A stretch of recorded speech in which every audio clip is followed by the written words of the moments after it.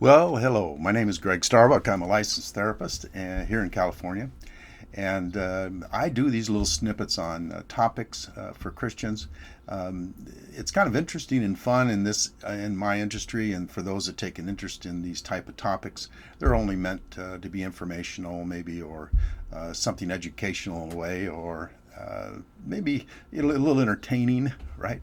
But they're not meant to be therapeutic. And if you've got something you'd like to work on, see or contact a professional in your area and kind of get this work done, right?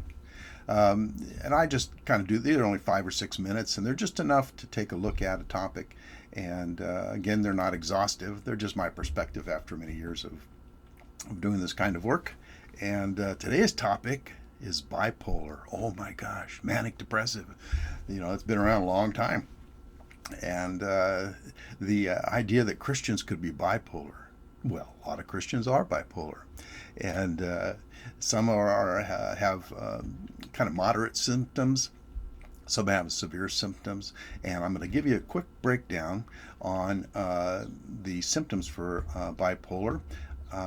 It's really literally like two poles, Arctic to Arctic, right? And the idea here is that we have what's called a manic and depressive state. In the manic phase, oh my gosh, this is someone who is, say, their baseline is on a scale of 1 to 5. This is sort of how I work with clients over the years. Um, Scale of 1 to 5, 3 is kind of normal, kind of just da da da, going about your business, nothing up, nothing down, normal, right? 4 is you're starting to escalate, and chemically you're escalating, not just having some fun, but you're actually kind of escalating. Your chemistries are changing. And a 5 is, wow, how'd I end up in Hong Kong? Right?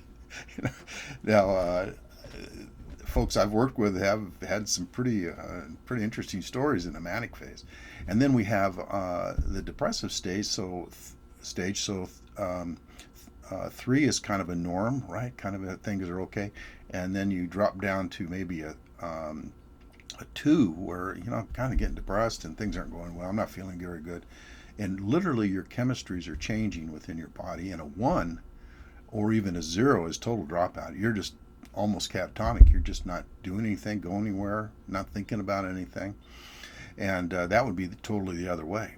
Now, if you're a true bipolar in the sense that you hit both of these with extremes, you may be up highly tasked oriented, right? Pumped and always hitting it and going here, going there, and can't wait to get up and wish you didn't even have to sleep. And you're running, running, running, and you go so hard, right? And so fast for so long, the body just goes, I'm done. I am done. And it just starts heading down, and all the chemistries that kept you up are all depleted, right? And your body's exhausted and you're mentally exhausted, and you just sort of hit bottom and you just stay there. And these massive swings are extremely difficult and hard on the body. But I know and met many Christians and worked with quite a few Christians that are bipolar. And learning to get that managed is a pretty interesting process to kind of self-learn how your stages work. Now we have differences, right, in bipolar 1, bipolar 2. That's a little more detail. And they may not be as extreme, of course, but this is kind of the idea that some great Christians, you can pick them out, right, if you know the signs a little bit.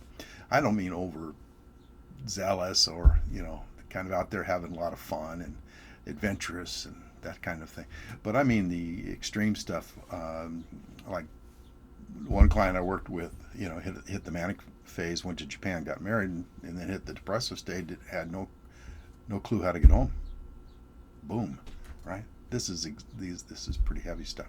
But you can bipolars can actually, they can chart and learn to chart their daily numbers on 1 to 5, or however you might want to do it, so that you really can kind of tell that the moods are changing and know when to if you're able to or are willing to look at medication, that medication sort of can keep you between a 2 and a 4, and a little more often at 3. Not quite the fun of a 4 or a 5, where you end up in New York working in a stationery store, right? Or open the third radio station, right? Or fourth business or eighth business, and which goes extremely well till you hit the depressive cycle, right? But these are just topics, right? They're not. They're just to educate, to let you know that Christians go through this, and it can be completely draining.